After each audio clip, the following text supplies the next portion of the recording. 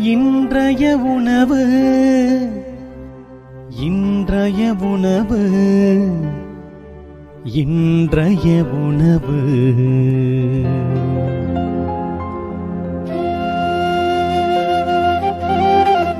நற்செய்தி வழங்குபவர் தந்தை நிர்மல் ராஜ்.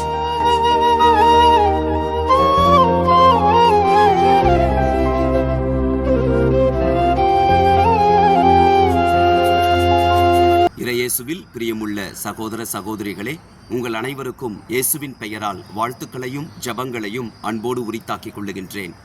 ஆண்டவரால் படைக்கப்பட்ட நாம் ஒவ்வொருவரும் ஆண்டவரின் துணையை நம்பி வாழ வேண்டும் என்கின்ற பாடத்தை ஆண்டவர் நற்செய்தி வாசகத்தின் வழியாக நமக்கு சொல்லிக் கொடுக்கிறார். தனக்கும் தந்தைக்கும் இருந்த உறவை ஆண்டவர் வெளிப்படையாக சீடர்களிடத்தில் பேசுகிறார். அப்பொழுது சீடர்கள் சொல்லுகிறார்கள், இப்பொழுதுதான் உருவகம் எதுவும் இன்றி வெளிப்படையாக பேசுகிறீர். உமக்கு அனைத்தும் தெரியும்.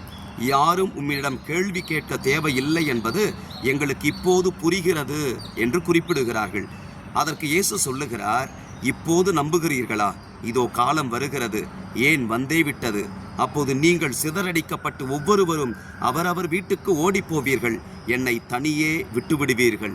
ஆயினும் நான் தனிமையாயிருப்பதில்லை. நான் தந்தையோடு இருக்கிறேன், தந்தை என்னோடு இருக்கிறார் என்று ஆண்டவர் சீடர்களை பார்த்து சொல்லுகிறார். அன்பிற்குரியவர்களை, தான் அனுபவிக்க வேண்டிய தனிமையை சீடர்களுக்கு முன்கூட்டியே அவர் எடுத்து சொல்லுகிறார். காரணம், சீடர்களும் தனிமையான ஒரு வாழ்வுக்கு நிச்சயமாக அனுப்பப்படுவார்கள் என்பதை முன்கூட்டியே உணர்ந்த இயேசு அவர்களின் உள்ளங்களை திடப்படுத்துவதற்காக. அன்பானவர்களே, ஆயினும் திருத்தூதர்கள் தனியாய் இருக்க போவதில்லை. நான் உங்களை திக்கற்றவர்களாய் விடமாட்டேன், உங்களிடம் திரும்ப வருவேன், உங்களுக்கு தூய ஆவியாம் துணையாளரை கொடுப்பேன் என்று சொன்ன கடவுள் துணையாளரின் வழியாக தன்னுடைய துணையை, உடனிருப்பை நிச்சயம் வெளிப்படுத்தினார். அன்பானவர்களே, இன்றைக்கு நம்முடைய வாழ்க்கையில அநேகர் தனிமை உணர்வோடு வாழுகிறவர்களை நாம் பார்க்கிறோம். தாய் தந்தையர்கள் இருந்தாலும் கூட அனாதை பிள்ளைகளாய் எத்தனையோ பேர் இருக்கிறார்கள்.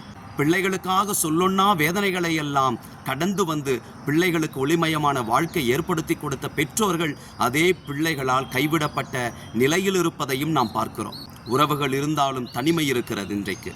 அன்பிற்குரியவர்களே, ஒன்றை மறந்துவிட வேண்டாம். இந்த உலக உறவுகள் எல்லாம் நம்மை தனிமைப்படுத்தினாலும் நம்மை படைத்த கடவுள் நம்மை எப்பொழுதும் தனியாய் விட்டுவிடுவதில்லை. திருப்பாடல் 22:9-10 வசனங்களிலே தாவீது அரசர் இவ்வாறு சொல்லுகிறார், என்னை கருப்பையினின்று வெளிக்கொணர்ந்தவர் நீரே. கருப்பையினின்றே உம்மை சார்ந்திருந்தேன். நான் என் தாயின் வயிற்றில் இருந்தது முதல் நீரே என் இறைவன். எசாயா 41:10 நமக்கு குறிப்பிடப்பட்டிருக்கிறது, அஞ்சாதே, நான் உன்னுடன் இருக்கிறேன். கலங்காதே, நான் உன் கடவுள். உனக்கு வலிமை அளிப்பேன், உதவி செய்வேன். என் நீதியின் வலக்கரத்தினால் உன்னை தாங்குவேன். எங்கள் அன்பின் ஆண்டவரே, உம் திருமகன் இயேசு எல்லா வேளையிலும் உம்மோடு உள்ள உறவில் இணைந்து பிணைந்து வாழ்ந்து வந்தார். ஆண்டவரே, நாங்களும் உம்மோடு இணைந்திருக்கும்படியாக நீர் எங்களோடு இணைந்திருக்கிறீர் என்கின்ற அந்த தந்தை பிள்ளை என்கின்ற பந்தத்தில் நிலைத்திருக்கவும், இந்த உலகம் தருகின்ற தனிமை உணர்வுகளை நாங்கள் விரட்டியடிக்க உம்முடைய தெய்வீக பிரசன்னத்திலே எங்களை எப்பொழுதும் நனைத்திட, உம்முடைய துணையினால் எங்கள் வாழ்வில் எப்பொழுதும் வெற்றி கண்டிட எங்களுக்கு கிருபை செய்வீராக. இயேசுவின் நாமத்தில் ஜெபிக்கின்றோம் தந்தையே, ஆமேன். God bless you.